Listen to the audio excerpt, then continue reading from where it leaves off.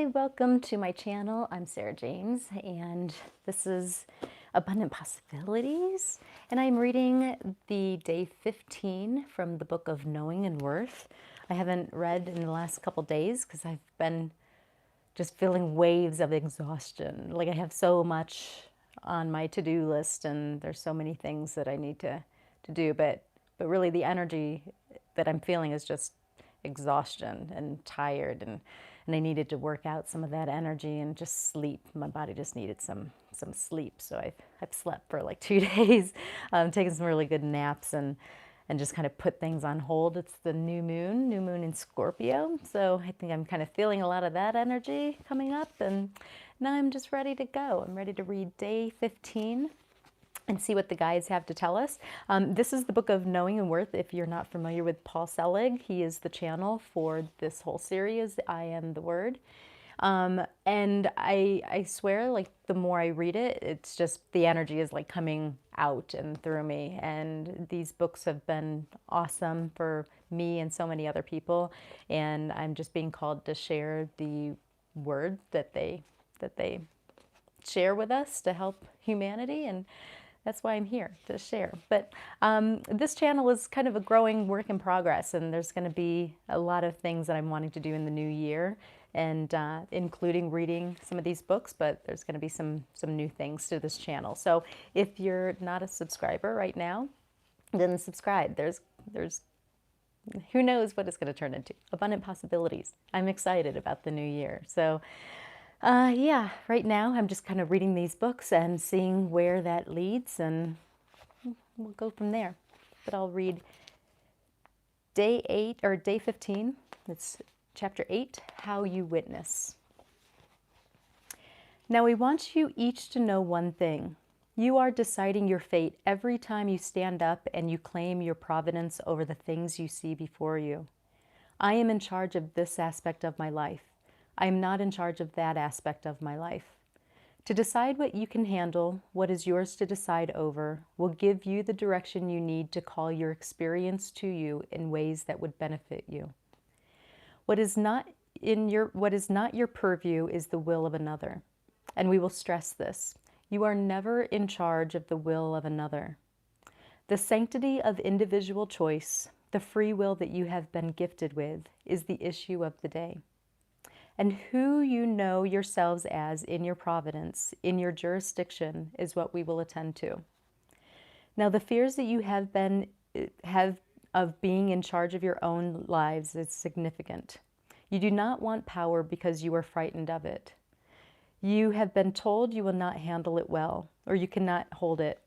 In fact, you can. In fact, you have a right to it. In fact, your choice every moment of every day, regardless of what you think, is to stand in your power, and we will say that includes when you defer your authority to another. That is your choice as well. The dominion that you have been gifted with, individually and collectively, is the claim you agree to when you come into manifestation. There is no way around this. There is no easy route outside of your claim, which is why we emphasize in our teaching that you are the one in choice again and again and again. Now, when you have questions about the implications of this in your world, we will address them as we can. But the first thing you need to understand is that the ridicule of the self, I am not powerful enough to change the world, I am not an authority enough to make a good difference, is a lie you tell yourself, agree to, and create from. Now, if you are powerful, what does that mean? That does not mean you're an outlaw. That does not mean you abuse your power. In fact, the opposite is true. If you attend to our teachings, the first thing you will understand is that the escalation of your vibration incurs a responsibility. To hold your vibration in high regard requires you to do the same for everybody else. To believe that one person could misuse this information to create chaos assumes that that person is aware of their own vibration. You cannot create chaos from the Christ consciousness. How could that possibly be? But we will tell you this. Claiming mastery does regard existing structures laws, attributes that you have agreed to up for questioning. Now we will tell you what this means. It does not mean you break the law. It means you understand who you are as the one in choice to a here. Every time mankind takes a leap in his own awareness of his purview, there is resistance. And the resistance that you attend to with our teaching is that you cannot be who you say you are, that you are not allowed, or if you are, you cannot hold it. You will be crushed by the responsibility of choice that you are being given. To assume these things assumes that you are carrying your old baggage with you, your little bag of tricks. Well, I should be doing this or that. It should be this way or that way. Imagine you are going to a hotel room in a fine hotel on the very top floor. You are not needing anything because all will be supplied to you. But you insist on carrying your old leather bag with the patches on it and all the garbage you've accrued up to this new fine room. Because if it is not there, you will not know who you are. And this is the teaching of history. The old leather bag was serviceable, but do you require it at a new level that you are attending to? You do not. Now we will tell you one thing. History and information are not necessarily the same thing. Knowing how to tie your shoelaces is information. Being told that you are stupid when you did not get it right when you were 4 years old is your history. Do you understand the difference? What you do not need to carry in your ascension to the upper room are those things that you've accrued that want to tell you what the view should be looking like outside of the new windows. You assume to see what you think you should see.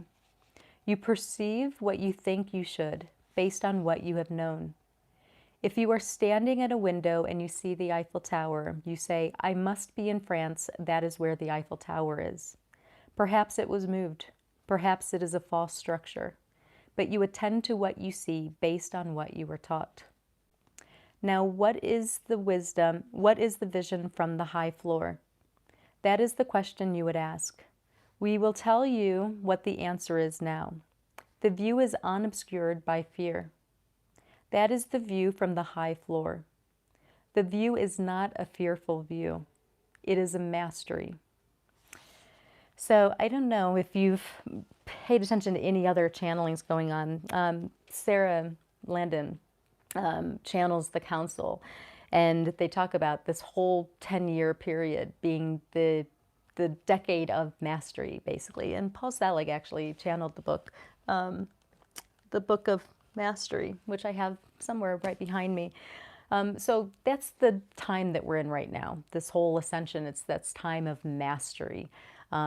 Everything that you've been going through is kind of leading up to this point, and I feel it for myself. It's kind of in this breaking away from old beliefs and realizing who I am and going into joy and going into what I want in my life. But it is the time of mastery, and these books are just here to help bring us to that time that we're all in. It's a 10-year period is what we're being told. So it is a mastery.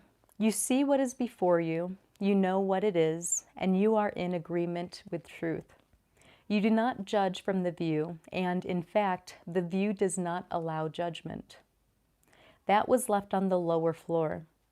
You cannot rise to the level we would take you to if you want to carry your judgment, the names you claimed for how things should be.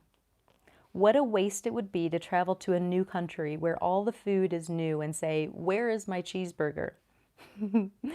There must be a cheeseburger. That is what I know food to be. You dismiss the new offering and you go back to where you know how to get a cheeseburger.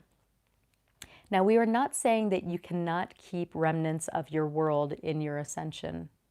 Imagine that from the high view, everything that you see before you and that you have known is still there, because in fact it is.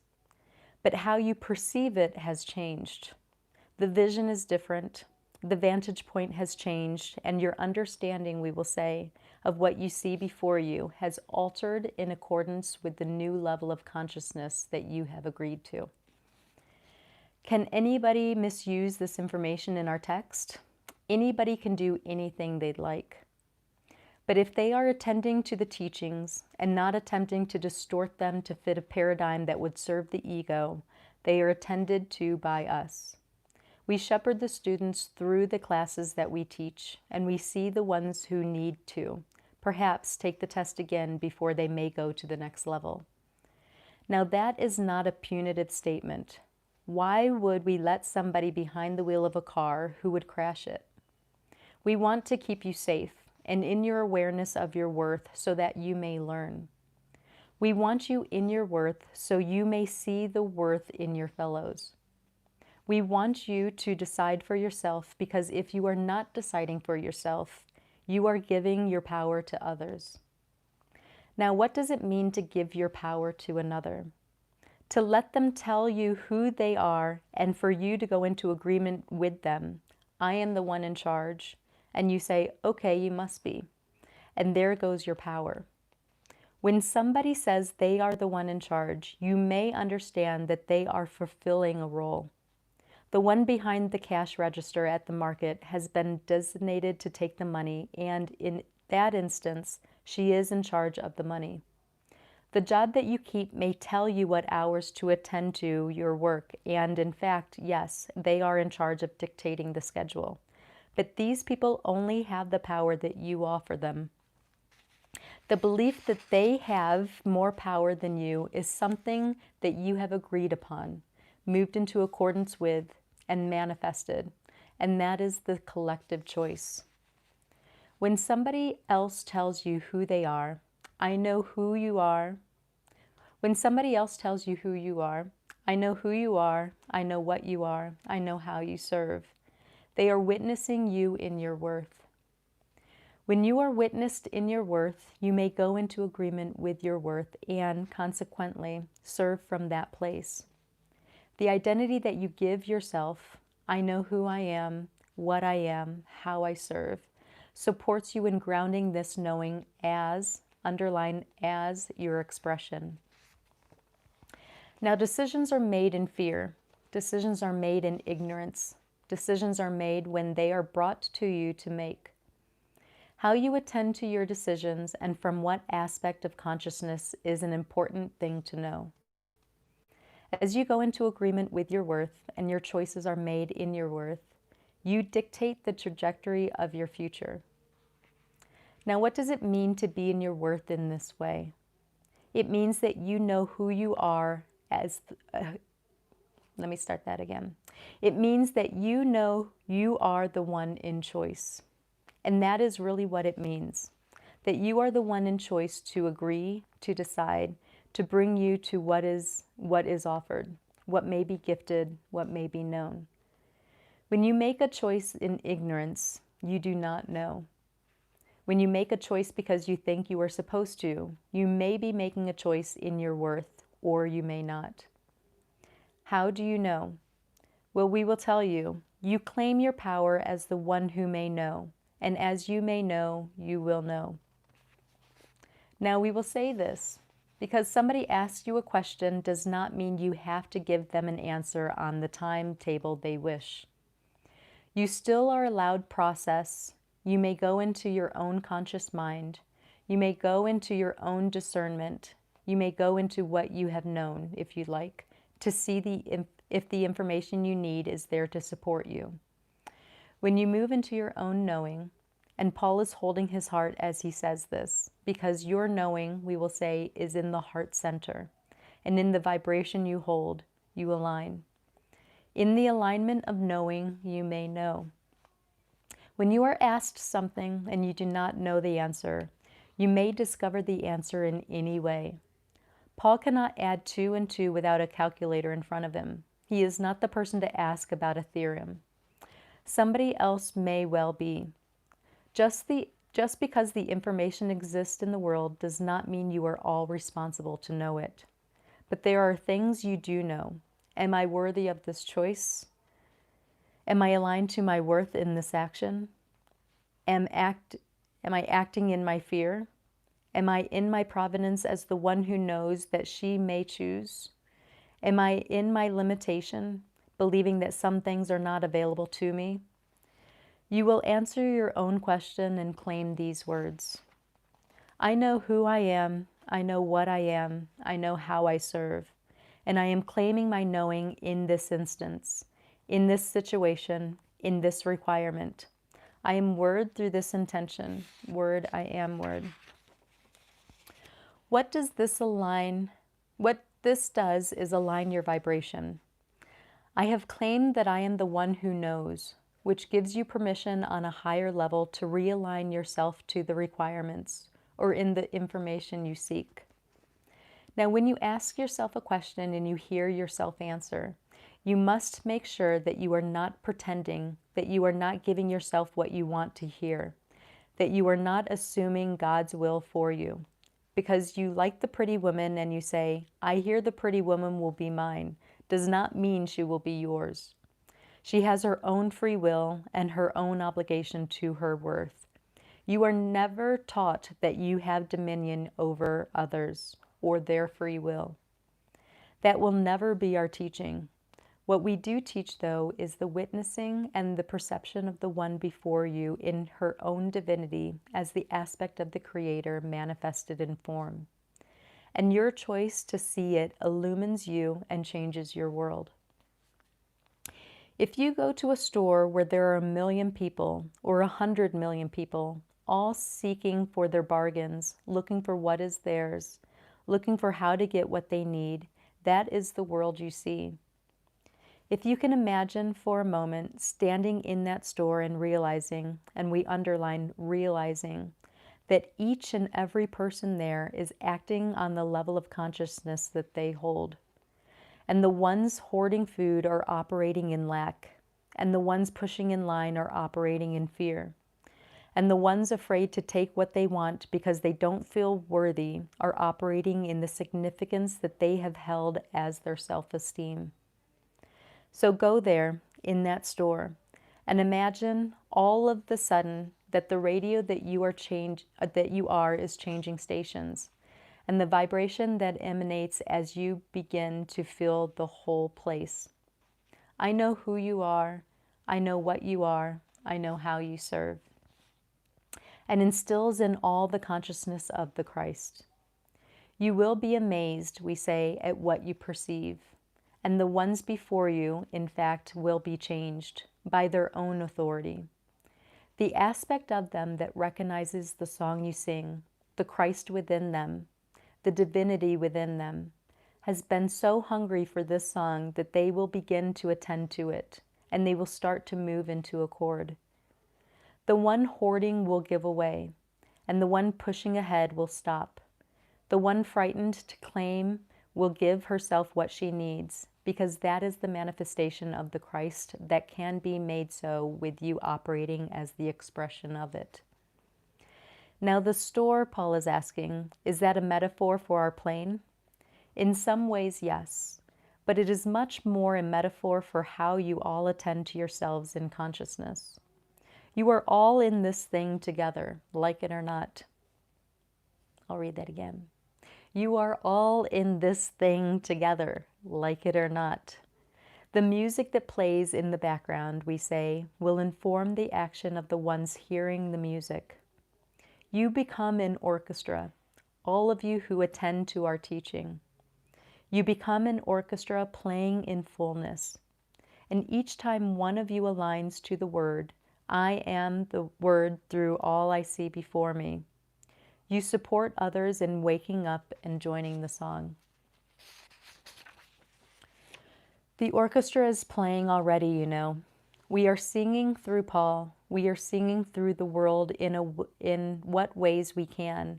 And you are singing as well. You are already in immanence, and you are already in consciousness. Your vibration is already calling your reality to you.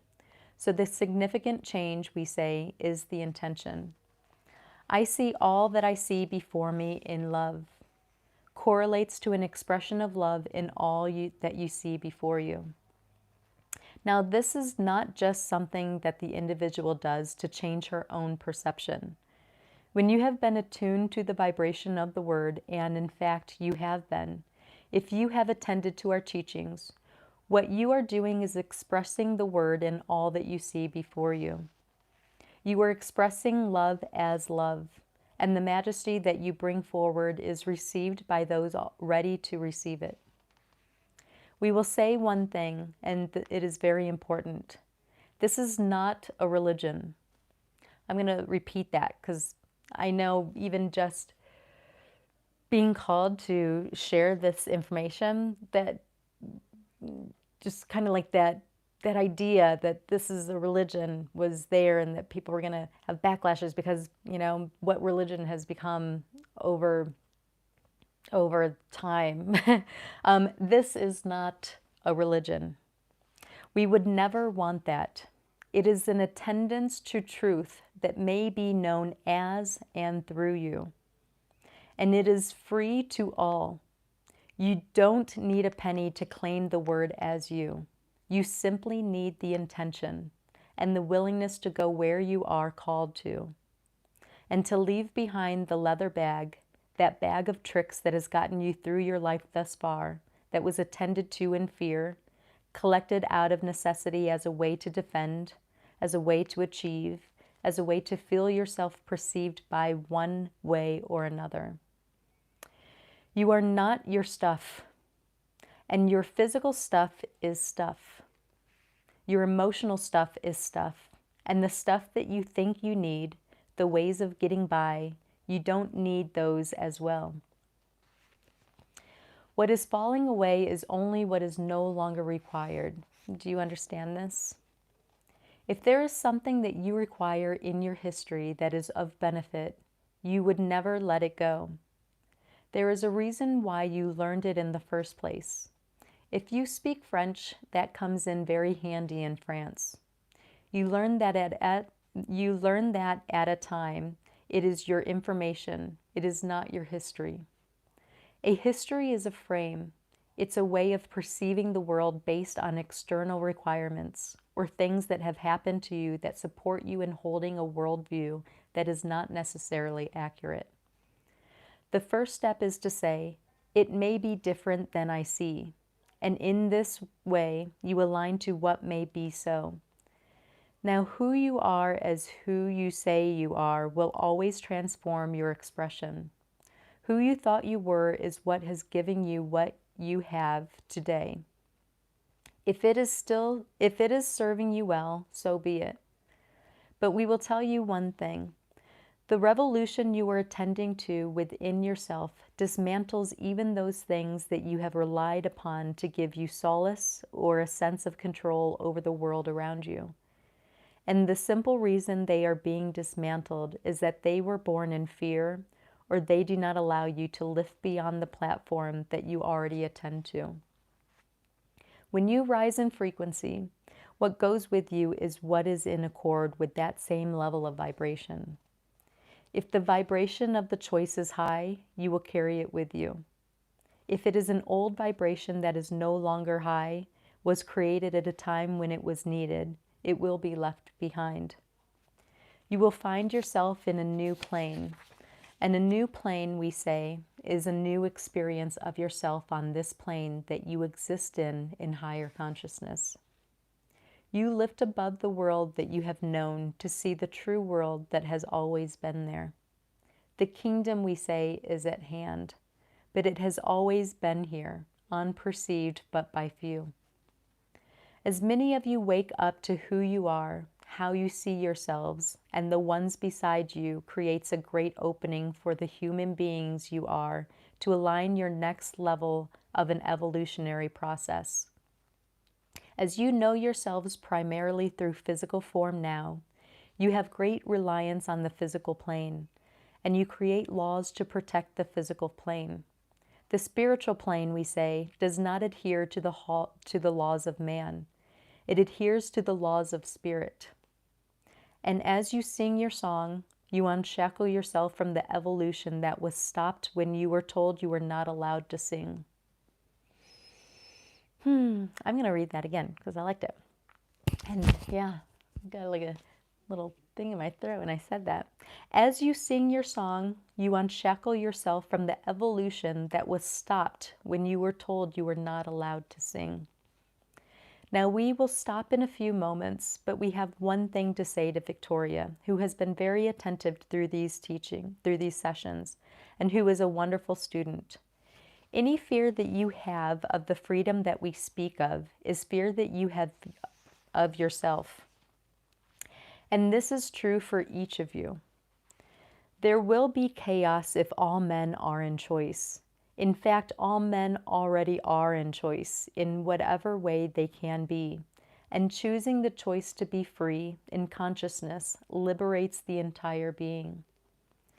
You still have to pay your parking ticket if you speed, but you know you are choosing to do it. And if you do not do it, you are choosing that in your integrity. The violence each man has held against his brother, in many ways, is not a product of free will and the divine acting in man. It is the choice of fear to be demonstrated as fear. It is the action of fear, which we say, seeks to replicate itself as and through you. When you understand this, that the fear that you hold of the self, all of you, is the fear you see expressed outside of you, you begin to transform.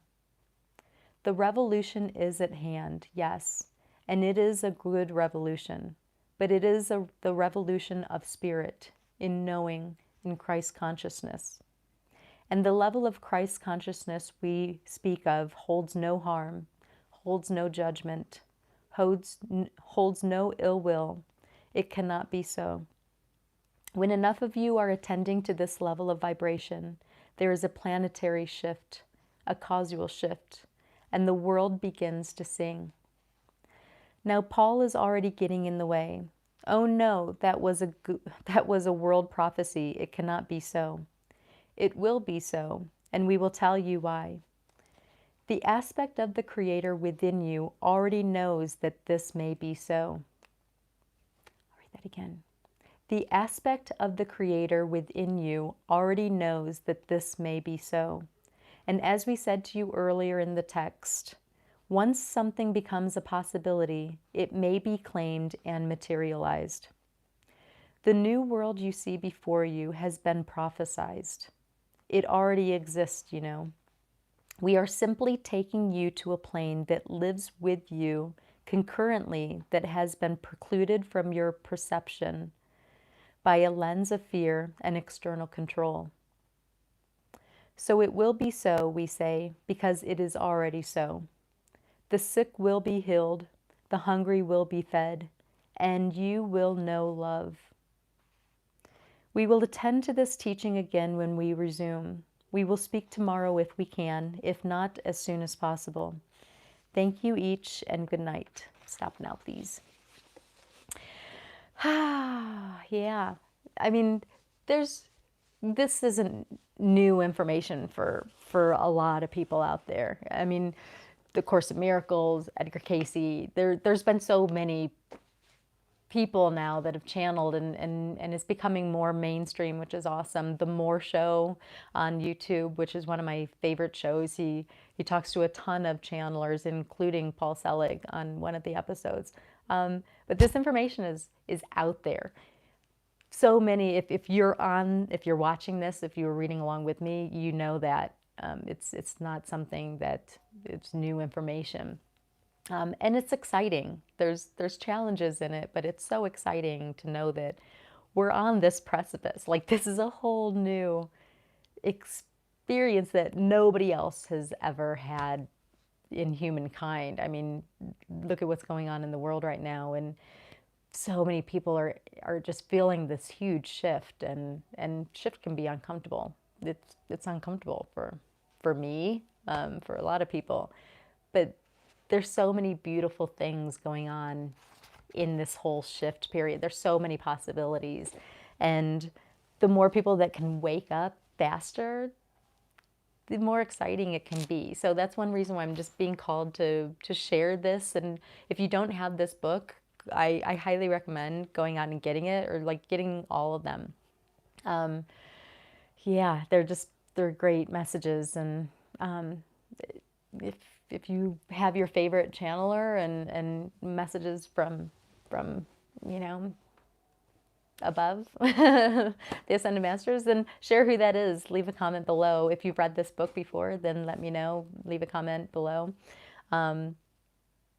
If you have a favorite affirmation, then let me know. But yeah, I'm just being called to do this. And like I said, this is a channel that's kind of a work in progress, and I know what I want it to be, and it's not in that place yet, but it's getting there. And this is one of those ways in this. It's more getting over my fear of what I've been holding on to for such a long time, of using my voice or putting myself out there. And these books are helping me get through that. And that's why I'm filming this. It can be uncomfortable to go into a direction where you don't know where it's going to end up. But I'm very excited about it, and I'm glad I have a chance to read these books. Thank you so much, Paul Selig, for being a channel for these. Hopefully I get to meet you someday. And yeah, thank you, the guides, for sharing this information for all of us. Okay.